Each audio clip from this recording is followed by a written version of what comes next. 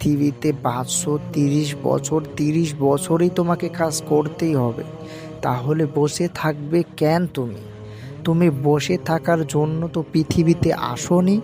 তুমি বসে থাকার জন্য যদি পৃথিবীতে আসতে তাহলে তোমার বাবাকে দেখো, তোমার মাকে দেখো, এত কাজ করতো না। পৃথিবীতে কেউ কখনো বসে থাকার জন্য আসে না। আমরা তো অজুহাত দিতে পারি যে আমার চাকরি নাই, আমি কি কাজ করব, আমি তো কিছু কাজ পারি না।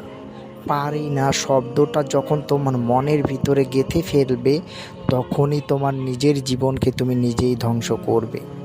যখন প্রত্যেক কথাতে বলবে আমার দ্বারাই সম্ভব না, সেটাই হবে।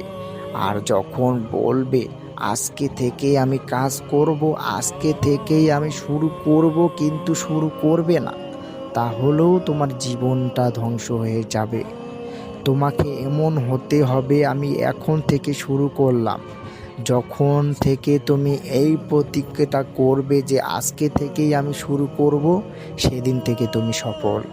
সেদিন থেকে তুমি সফল। মানুষ তোমাকে অনেক কষ্ট দিয়েছে, তার প্রত্যেকটা কথার জবাব তাৎক্ষণিক দিতে হবে তা না। তুমি সফল হও। যে মানুষগুলো তোমাকে কষ্ট দিয়েছে, যেই মানুষগুলো তোমাকে ভুল বুঝে চলে গিয়েছে, সেই মানুষগুলো তোমাকে পাওয়ার জন্য পাগল হয়ে যাবে। সেটা হোক তোমার বন্ধু বান্ধব, সেটা হোক তোমার আত্মীয় স্বজন, সেটা হোক তোমার বয়ফ্রেন্ড কিংবা গার্লফ্রেন্ড। যারাই তোমাকে অপছন্দ করে, একদিন তারাই তোমার সফলতা দেখে আফসোস করবে। তুমি আজও বসে আছো, বসে না থেকে তোমার ঘুমকে আগে তোমাকে জয় করতে হবে।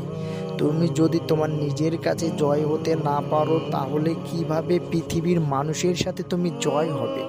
পৃথিবীর মানুষ তোমার মনের চেয়েও নিকৃষ্ট। কোনো পৃথিবীর মানুষ তোমাকে 1 ইঞ্চি এই জায়গা দিবে না। তোমার নিজের জায়গা নিজেই করে নিতে হবে।